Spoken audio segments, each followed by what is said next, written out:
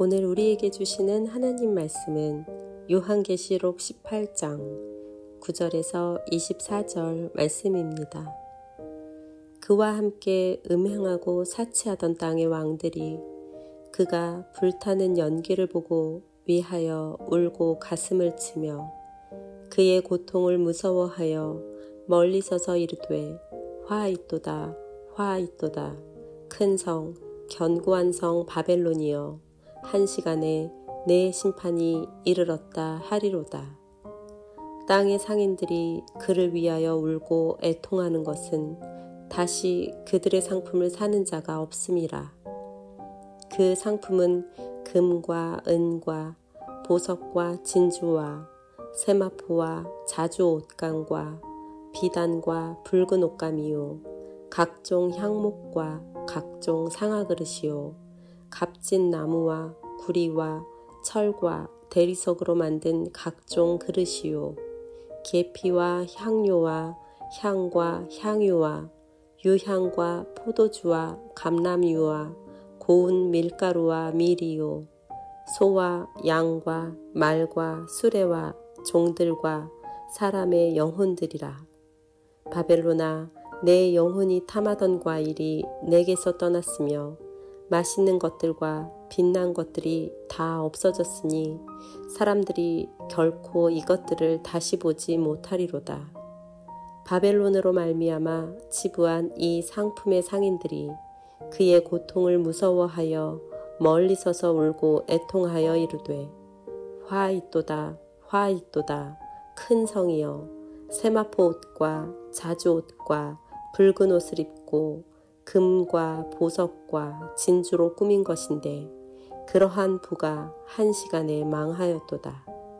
모든 선장과 각처를 다니는 선객들과 선원들과 바다에서 일하는 자들이 멀리 서서 그가 불타는 연기를 보고 외쳐 이르되 이 큰 성과 같은 성이 어디 있느냐 하며 티끌을 자기 머리에 뿌리고 울며 애통하여 외쳐 이르되 화이또다 화이또다 이 큰 성이여 바다에서 배 부리는 모든 자들이 너의 보배로운 상품으로 치부하였더니 한 시간에 망하였도다.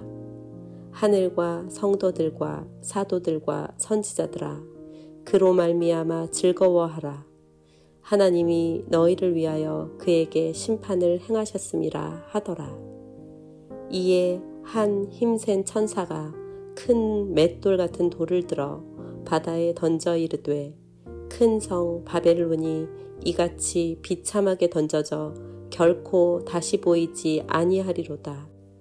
또 검은 곳 타는 자와 풍요하는 자와 퉁소 부는 자와 나팔 부는 자들의 소리가 결코 다시 내 안에서 들리지 아니하고 어떠한 세공업자든지 결코 다시 내 안에서 보이지 아니하고 또 맷돌 소리가 결코 다시 내 안에서 들리지 아니하고 등불빛이 결코 다시 내 안에서 비치지 아니하고 신랑과 신부의 음성이 결코 다시 내 안에서 들리지 아니하리로다. 너의 상인들은 땅의 왕족들이라. 네 복술로 말미암아 만국이 미혹되었도다. 선지자들과 성도들과 및 땅 위에서 죽임을 당한 모든 자의 피가 그 성 중에서 발견되었느니라 하더라.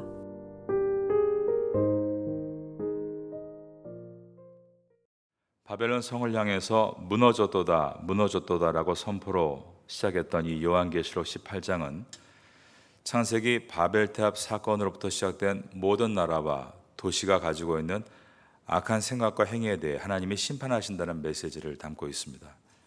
바벨론과 같은 이 땅의 나라들과 도시가 심판받는 이유는 첫 번째가 영적인 타락 때문이다라고 했습니다. 18장 2절에 힘찬 음성으로 외쳐 이르되 무너졌도다 무너졌도다 큰 성 바벨론이여. 그 다음 보면 귀신의 처소와 각종 더러운 영이 모이는 곳과 각종 더럽고 가증한 새들이 모이는 곳이 되었도다라고 했습니다. 두 번째가 정치적인 타락 때문이라고 했습니다. 18장 3절에 그 음행의 진노의 포도주로 말미암아 만국이 무너졌으며 또 땅의 왕들이 그와 더불어 음행하였으며 땅의 지도자들이 죄에 빠졌다라는 것을 땅의 왕들이 그와 더불어 음행했다라고 표현했습니다. 세 번째가 경제적 타락 때문이라고 했습니다. 3절 후반부에 땅의 상인들도 그 사치의 세력으로 치부하였도다 하더라라고 되어 있는 것입니다. 그리고 네 번째는 교만과 자기 도취 때문에 바벨론이 망한다라고 했습니다. 7절에 들어있는 말씀입니다. 그가 얼마나 자기를 영화롭게 하였으며 사치하였는지 그만큼 고통과 애통함으로 갚아주라. 그가 마음에 말하기를 나는 여왕으로 앉은 자요 과부가 아니라 결단코 애통함을 당하지 아니하리라 라고 말하고 있습니다. 바벨론의 교만의 상징이 바로 스스로가 부족한 것이 없다라고 말을 하고 있는 것입니다.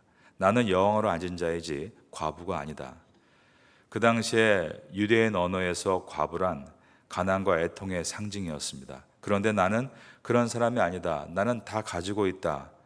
하지만 하나님의 말씀은 누구든지 예수 그리스도를 자신의 구원자로 모시고 있지 않는 사람은 다 과련한 과부이다라고 말씀하고 있는 것입니다. 다섯 번째로 바벨론이 멸망하는 이유는 성도들을 핍박했기 때문이었습니다. 18장의 마지막 절인 24절을 보겠습니다. 선지자들과 성도들과 및 땅 위에서 죽임을 당한 모든 자의 피가 그 성중에서 발견되었느니라 하더라. 하나님이 이 땅에서 복음 때문에 예수님의 영광을 위해 핍박당하고 순교당한 모든 성도들의 희생을 기억하고 계십니다. 바벨론을 향한 하나님의 심판의 칼은 이 피값을 치르게 하시는 것입니다. 6절에 들어있는 말씀입니다. 그가 준 그대로 그에게 주고 그의 행위대로 갑절을 갚아주고 그가 섞은 잔에도 갑절이나 섞어 그에게 주라. 심판은 원래 저지른 죄에 무기합당한 것이어야 맞습니다. 살인죄를 지었는데도 징역 3년이다 라고 하면 피해자의 유족들이 분노하겠죠. 정의로운 하나님은 바벨론의 무거운 죄에 대해서 가볍게 처벌하지 않으실 것이라고 말씀합니다. 저지른 죄의 갑절이나 확실히 값을 치르게 하시겠다라고 하신 것입니다. 그가 준 그대로 그에게 주고 그의 행위대로 갑절을 갚아주고 그가 섞은 잔에도 갑절이나 섞어 그에게 주라. 우리는 그 공의로운 심판을 믿기 때문에 세상을 향해 우리의 손을 들어 칼을 뽑지 않습니다. 하나님께서 심판하시는 그 마지막 순간은 하나님의 백성들에게는 의로우신 심판이 이루어지는 승리의 순간이 될 것이기 때문입니다. 20절을 보겠습니다. 하늘과 성도들과 사도들과 선지자들아 그로 말미암아 즐거워하라. 하나님이 너희를 위하여 그에게 심판을 행하셨음이라 하더라. 세상 마지막에 임하는 무서운 심판에 대해서 하나님의 백성들은 즐거워하라 라고 되어 있습니다. 왜냐하면 하나님의 정의가 완전히 이루어진 다음에 이제 비로소 새하늘과 새 땅이 시작되기 때문입니다. 즉 천국이 시작되는 것입니다.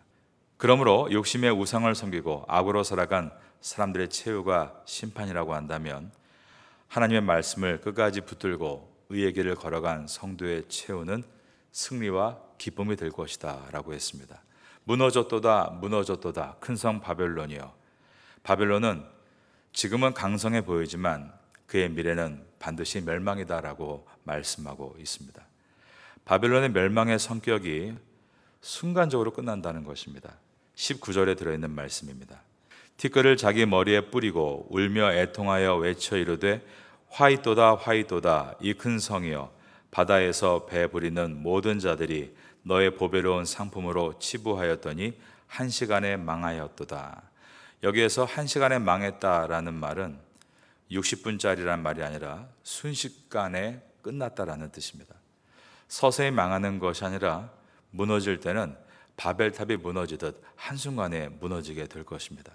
그러므로 심판을 들었을 때에 그 심판에 대해서 미루거나 여유를 부릴 수가 없습니다. 지금 당장 이 순간 영원을 향한 준비가 되어 있지 않다면 내일의 태양을 다시 볼 수 없을지 모른다. 이러한 급박한 마음을 가져야 하는 것입니다.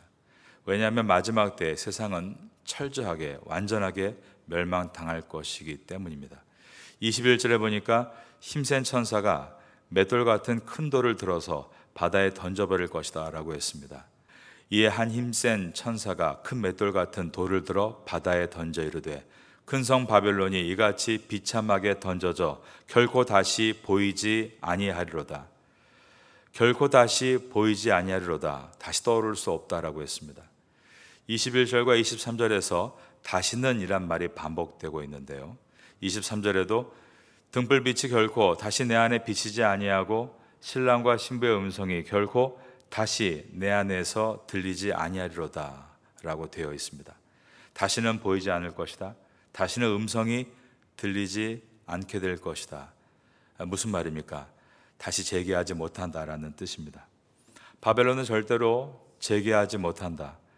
영적 음행을 저지른 이 바벨론은 절대로 나중에 회복될 수 없다. 눈에 보이는 바벨론 도시뿐 아니라 그 도시를 조종하고 있는 모든 바벨론의 정신과 사상, 그 뒤에 있는 사탄 마귀의 모든 괴계가 다 산산이 무너질 것이다 라는 뜻입니다. 이것을 보면서 사람들은 엄청나게 충격을 받고 애통하게 될 것이지만 이미 그때는 늦은 것입니다. 18장이 우리에게 주는 메시지가 있습니다. 바벨론 안에 있는 성도들에게 하나님께서 강력하게 주는 메시지입니다. 바로 그것은 18장 4절입니다. 또 내가 들으니 하늘로부터 다른 음성이 나서 이르되 내 백성아 거기에서 나와 그의 죄에 참여하지 말고 그가 받을 재앙을 받지 말라.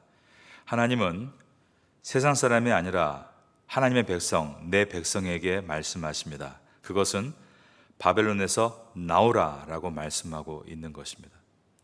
예레미야 51장 6절에도 이와 똑같은 문장이 나타납니다. 여러분께 읽어드립니다. 바벨론 가운데서 도망하여 나와서 각기 생명을 구원하고 그의 죄악으로 말미암아 끊어짐을 보지 말지어다. 이는 여호와의 보복의 때니 그에게 보복하시리라. 이것은 하나님께서 당신의 백성에게 하신 말씀으로서 바벨론에 있는 사람들에게 망하지 않으려면 거기서 나오라고 하셨습니다. 성경을 읽어보면 하나님께서 세상 속에 살고 있는 하나님의 사람들을 항상 불러내셨다는 것을 봅니다. 우상 숭배가 가득한 갈대아 우르로부터 아브라함을 불러내셨죠. 음란과 부패로 가득한 소돔 고모라로부터 롯을 불러내셨습니다. 교회라는 뜻 자체가 헬라어 에클레시아, 그 뜻이 하나님이 불러내신 사람들이란 뜻입니다. 어릴 때부터 어떤 실수로 독수리 새끼 한 마리가 닭장 안에 갇히게 되고 말았습니다. 독수리 새끼는 자기가 병아리인 줄 착각을 합니다. 옆에 있는 병아리들과 함께 같이 삐약삐약거리는데 소리가 잘 나지 않고 어색합니다. 그 좁은 닭장 안에서 닭장 안에 보이는 작은 지렁이를 파먹는 게 전부인 줄 알고 살았습니다. 그런데 어느 날 어미 독수리가 마침내 자신의 새끼를 찾아낸 것입니다. 와서 천둥 같은 목소리로 너는 내 아들이다. 내가 너를 낳았다라고 하는 것이었습니다. 너는 저 하늘을 높이 날아야 되는 독수리다 라고 말을 했습니다. 처음 듣는 소리에 아기 독수리는 놀라서 정말일까 의심하고 적응이 안 됩니다. 그러면서 계속 닭장 안에 지렁이를 파먹습니다. 그런데 어미 독수리가 나는 모습을 보여주며 새끼 독수리를 발톱으로 잡아서 높은 절벽 위로 데리고 올라갑니다. 그곳에서 새끼 독수리를 던지며 정신 차려라. 너는 내 아들이다. 모든 병아들이 놓인 땅을 바라보게 하면서 땅에서 사는 것이 아닌 하늘을 나는 법을 가르칩니다. 그러다 어느 날 드디어 이 독수리 새끼는 자기가 누군가를 깨닫고 하늘을 날게 됩니다. 이것은 제가 만든 이야기가 아니라 성경 안에 들어있는 하나님의 말씀입니다. 신명기 32장 11절과 12절에 보면 마치 독수리가 자기의 보금자리를 어지럽게 하며 자기의 새끼 위에 너풀거리며 그의 날개를 펴서 새끼를 받으며 그의 날개 위에 그것을 엎는 것 같이 여호와께서 홀로 그를 인도하셨고 그와 함께한 다른 신이 없었도다. 우리가 하나님의 자녀들인데 바벨론과 같은 세상 속에 섞여 살다 보니까 같이 화내고 같이 낙심하고 같이 넘어지고 스스로가 병아리인 줄 알았습니다. 세상 사람들이 파먹는 땅의 지렁이 같은 돈과 건강과 권력과 인기가 전부인 줄 알고 살았습니다. 천국의 가치를 지향하지 않았습니다. 그런데 하나님께서 거기서 나오라고 말씀하시는 것입니다. 계시록 18장 4절은 우리 기독교인들, 즉 나에게 주시는 말씀입니다. 또 내가 들으니 하늘로부터 다른 음성이 나서 이르되 내 백성아 거기서 나와 그의 죄에 참여하지 말고 그가 받을 재앙들을 받지 말라. 바벨론에서 나오란 말이 무슨 뜻일까요? 크리스찬들은 모두 짐을 싸서 속세를 떠나 산에 들어가라는 말씀일까요? 세상이 더러우니까 우리들끼리 예수 마을을 만들고 살자, 그런 뜻일까요? 정말로 중세기 때는 이것이 현실이 되어 수도원 운동이 일어났습니다. 세상이 타락했으니 우리끼리 모여 살자. 그러면 그 수도원은 천국이 됐을까요? 그곳 안에도 살인이 있었고 불륜이 있었으며 어두운 죄악이 또다시 퍼져나갔습니다. 우리가 물리적으로 세상으로부터 도피하는 것, 이것이 하나님께서 나오란 뜻이 아닙니다. 내 백성아 거기서 나오라라는 말씀은 그 다음 구절에 열쇠가 있습니다. 4절에 보면 내 백성아 거기서 나와, 그 다음 보니까 그의 죄에 참여하지 말고 라고 되어 있습니다. 그의 죄에 참여하지 말라. 그러므로 바벨론을 떠나라는 말은 단순히 장소의 이동이 아닙니다. 이 말은 내 안에 있는 그 바벨론의 죄악의 정신을 다 끊어내라라는 뜻입니다. 세상 속에 살지만 세상의 정신에 동화되어 살아서는 안 된다라는 말씀인 것입니다. 하나님은 우리가 세상 속에 있기를 원하십니다. 그런데 세상에서 동화되기를 원하지 않으십니다. 우린 이것을 학문적인 말로 거룩한 세속성이라고 부릅니다. 하나님께서 우리를 부르신 목적이 다시 우리를 세상으로 보내시기 위해서입니다. 그런데 하나님은 우리가 세상에 들어가 세상에 동화되기를 원하시는 것이 아니라 그 세속 안에서 거룩해지기를 원하십니다. 그래서 이것을 거룩한 세속성이다라고 부르는 것입니다. 우리에게 빛이 되라고 하셨습니다. 그런데 우리가 그 세상에 들어가 어둠에 물들어 버렸기 때문에 하나님께서는 우리를 향해서 내 백성아 거기서 나와 그의 죄에 참여하지 말라라고 하신 것입니다. 우리가 변화시켜야 할 대상에 대해서 오히려 우리가 변화를 받아버린다면, 우리 크리스천들의 말과 행동과 생각이 바벨론화 되어버린다면 하나님은 우리에게 말씀합니다. 내 백성아 거기서 나와 그의 죄에 참여하지 말라. 교회를 다니는 사람들이 자녀 교육에 대해서 바벨론 문화의 언어를 사용하고 있습니다. 좋은 대학, 좋은 직장, 그렇게 되기 위해서 아이들의 인생을 함부로 조각하기도 합니다. 사람들이 모두가 하나님의 형상으로 지음받은 작품인데, 그래서 작품이기 때문에 지금 세계에 있는 모든 80억의 인구가 다 모습이 다르고, 뿐만 아니라 과거에 있던 모든 사람도 나와 같은 사람이 없고 앞으로 모든 미래의 사람도 나와 같은 사람이 없을 것임에도 불구하고 이 사람들은 계속 옆에 있는 남편과 아내와 아이들을 누구와 똑같이 만들려고 하는 시도를 합니다. 바벨탑은 무엇입니까? 똑같은 벽돌을 구워서 차곡차곡 쌓아 올린 탑입니다. 그 바벨의 정신은 사회 안에 들어오게 되면 초등학생은 이 나이 때 이렇게 이 학교를 보내야 되고, 중학생부터는 또 이 나이부터 이렇게 스터디를 해야 하고, 대학 입시 때는 이런 학원에서 입시 상담을 받고 서로 작성법을 배워서 내 생각이 아니라 입시 감독관이 원하는 답안을 한 치의 오차도 없이 그대로 써 내려가야 한다. 이것은 지금 부모가 자녀들을 바벨탑을 쌓는 하나의 벽돌로 만들고 있는 것입니다.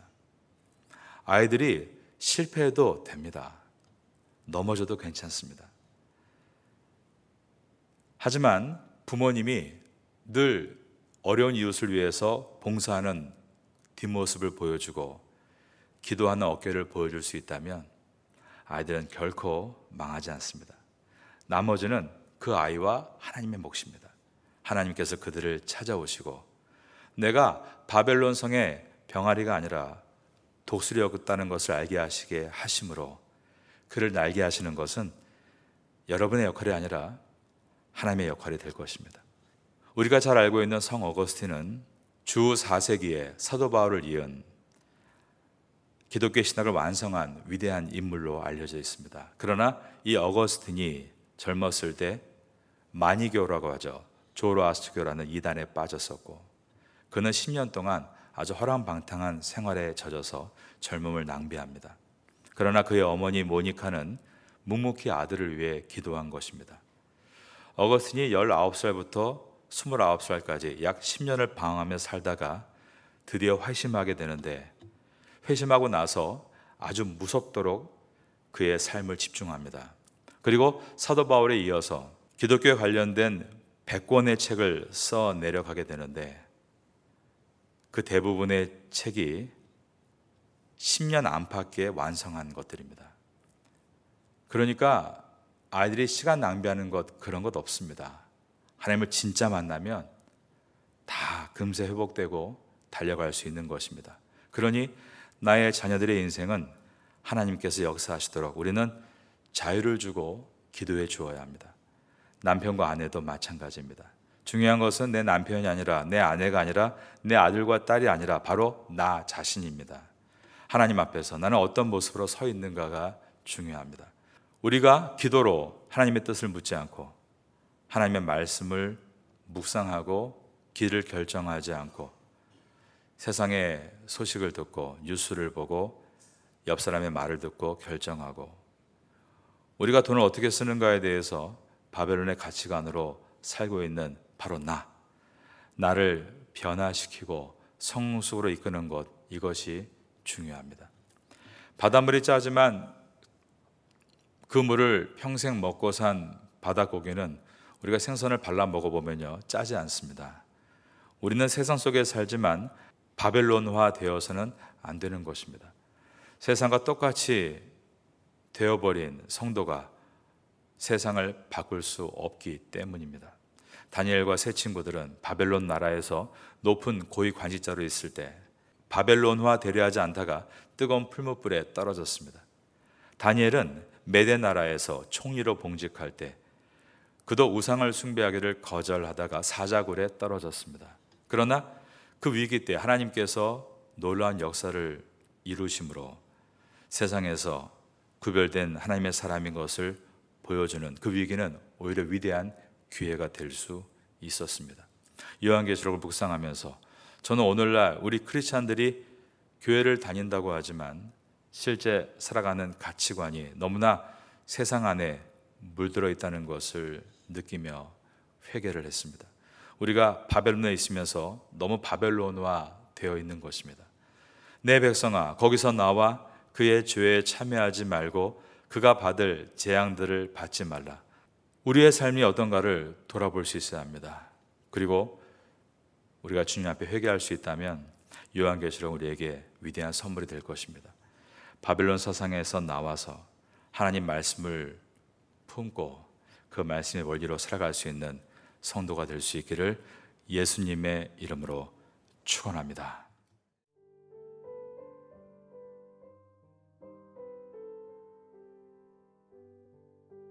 지금은 함께 기도하는 시간입니다. 12월의 공동기도 제목은 첫째, 12월 15일 주일 권사 안수집사 임지식을 위해 기도합니다. 둘째, 12월 15일 주일 태국 예배부 크리스마스 전도 집회를 위해 기도합니다. 셋째, 12월 28일 토요일 한동대학교 반쟁짜이 고아원 선교를 위해 기도합니다. 넷째, 12월 29일 주일 제11차 장애인 가족 초청 행사를 위해 기도합니다. 말씀을 붙잡고 기도하는 귀한 시간 되시기를 소망합니다.